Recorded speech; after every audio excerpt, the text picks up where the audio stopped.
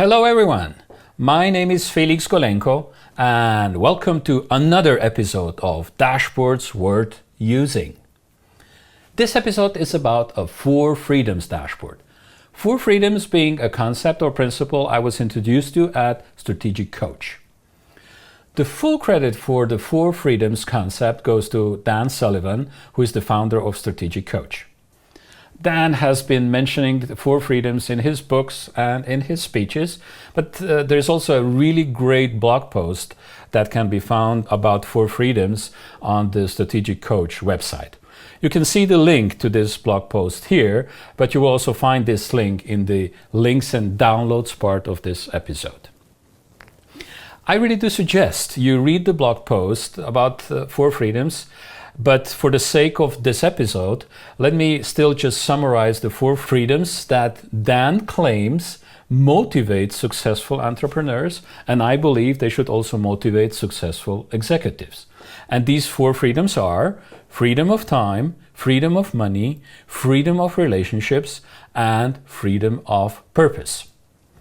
Now, if these freedoms motivate entrepreneurs and executives, then I claim that it is very important to measure them. Well, in this case, one of the challenges is, what about them to measure, or how to measure them, or simply put, how to quantify them? And the second challenge here is how to monitor them, or how to work then with these quantified values of 4 freedoms. So, here is one version of a dashboard that I believe is worth using in the context of 4 freedoms. Let's take a closer look at it. Well, let's first see how this dashboard addresses the first challenge, how to quantify 4 freedoms or which metrics to use for monitoring them. The title sets the context, as always. All 4 freedoms are addressed here. Freedom of time, freedom of money, freedom of relationships, freedom of purpose. Each of them with 2 metrics. I will explain these metrics in a minute. And the metrics in the upper part of the dashboard are meant to be tracked on yearly basis, and on the lower part of the dashboard to be tracked on quarterly basis. But certainly the most exciting thing here is what metrics are being used, or how are 4 freedoms quantified in this very case. Let's start with the freedom of time. The first metric I suggest here is the number of vacation days and how this has evolved over last 4 years. As always, the data shown here was created for demonstration purposes only, and it does not reflect anyone's reality. But if it would reflect reality, this would very clearly tell me that I am not taking as many vacation days as I have promised my family I would, namely 20 per year, which is shown as the target line on this chart. How about the number of free days I am taking each quarter? Last year I was still okay, but the last 2 quarters are getting worse. Overall, the trend over last 4 quarters is not good at all. Something needs to be done here. Freedom of money. At some point of our life, probably the most important one, since it can very much influence the other 3 freedoms. So how could it be measured? For instance, with net worth and how it is evolving over the last few years. Obviously, net worth needs to be clearly defined here. Is it cash, plus real estate, plus stocks, anything that counts for you? Well, just looking at the numbers here, if these numbers would be real, I wouldn't be too happy about them since behind. In this example, I look at net worth just once per year.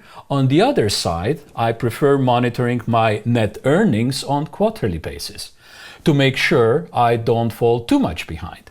Actually, I should even catch up if I want to reach my net worth goal by the end of this year.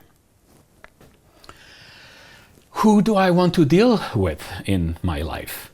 How do I want to enjoy the freedom of relationships? I love attending conferences, fairs, and networking events, but not all of them I really enjoy. But over the years, I really want to make sure that I mostly attend the events I really enjoy. the more the better. At this point, I don't have a target value for it. But in the future, I may actually set myself a target of, for instance, 80% of the events to be enjoyable for me. And when I work, I just don't want to work with more than 10% of my clients who are PITA. PITA?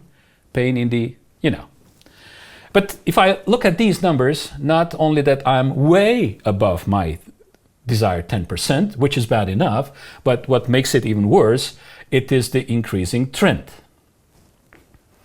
And what do I see as my purpose? My business or my work? Sure, but what else? It could be donations and support I'm providing every year to different charity organizations. And if I look at these numbers, here I am consistently performing well. But it could also be mentoring young people in my business or outside of my business, mentoring those who have got interesting ideas and show willingness to make something out of their life and out of their talents. I have set myself the target of 12 days per quarter, doing quite okay in the last 2 quarters. Let's make sure I'll continue like this. So, until now you have seen a possible scenario of what metrics could be used to quantify the 4 freedoms. Now, let's take a look at how you could work with these metrics. Obviously, the first thing you would need to do would be to decide, number 1, what about your 4 freedoms would you want to measure? And number 2, what metrics would you use for measuring? Now, let's assume you would use similar metrics to what I suggested so far, and that there will be some metrics you would track on yearly basis and some you would track on quarterly basis. Now, let's first take a look at your yearly metrics. The best time to work with them would be around the time when you do your yearly planning. Before you would start with your yearly planning, you would first review what you have actually achieved in the last 12 months or what progress have you made in the last 12 months.